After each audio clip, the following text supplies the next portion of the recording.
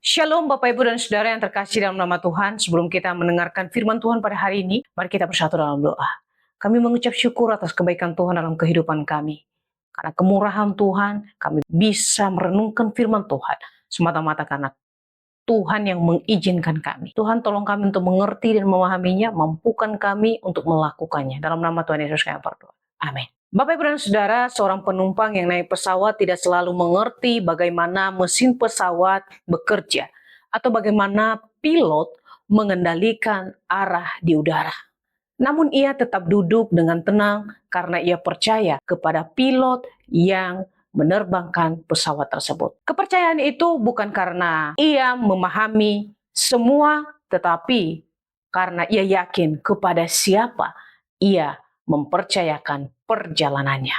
Begitu juga dalam kehidupan kita. Untuk memahami ini, mari kita sama-sama membuka Alkitab kita dalam 2 Timotius 1 ayat 12 mengatakan demikian. Beginilah firman Tuhan. Itulah sebabnya aku menderita semuanya ini, tetapi aku tidak malu. Karena aku tahu kepada siapa aku percaya. Dan aku yakin bahwa Dia berkuasa memelihara apa yang telah dipercayakannya kepadaku hingga pada hari Tuhan. Dalam bagian ini, Paulus menyampaikan dalam keadaan yang tidak mudah Bapak Ibu. Pada waktu dia berkata, aku tahu siapa yang aku percaya. Ia sedang menderita di dalam penjara. Dan ia menghadapi masa depan yang menurut manusia itu tidak pasti. Namun ia tidak kehilangan keyakinan kepada Tuhan. Karena ia mengenal Tuhan secara pribadi. Hal yang paling penting dari perkataan Paulus yang kita baca hari ini, fokus pada siapa.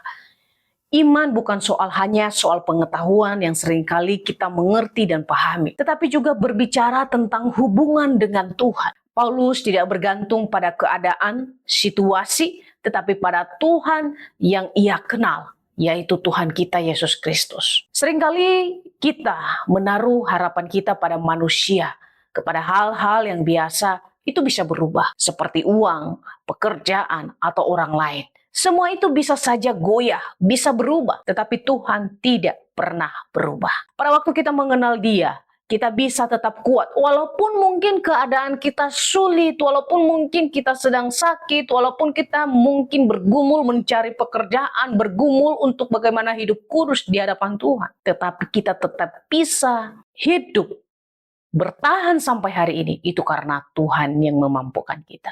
Yesus Kristus adalah pusat iman kita.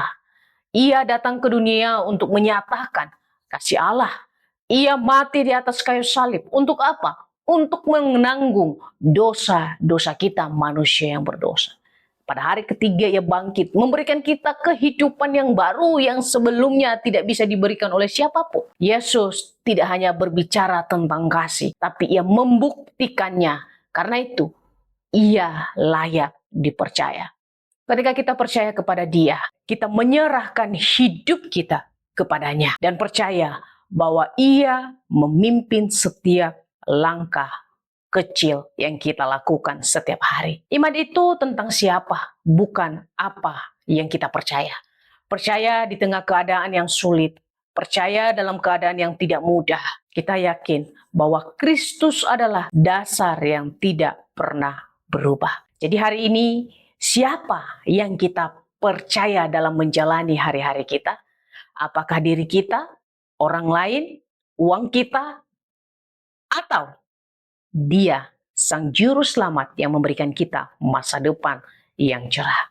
Mari kita berdoa. Bapa di dalam surga, kami mengucap syukur bahwa Tuhan boleh memperkenalkan diri kepada kami melalui firman Tuhan hari ini. Sama seperti Paulus yang menghadapi penderitaan, ia bahkan dipenjara. Dalam situasi seperti itu Tuhan ia berkata ia tidak malu. Kenapa? Karena ia pun dipenjara karena Injil Kristus. Tapi walaupun demikian, ia berani mengatakan, aku tahu siapa yang aku percaya. Demikian juga dalam kehidupan kami Tuhan. Kadang orang mungkin menganggap kami adalah orang yang suci, orang yang pura-pura baik.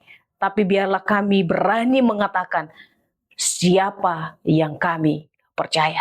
Kami tahu siapa yang kami percaya, yaitu Tuhan kami Yesus Kristus. Dan ajarlah kami untuk tetap teguh di dalam mengikut Dia. Dalam nama Tuhan Yesus kami berdoa. Amin.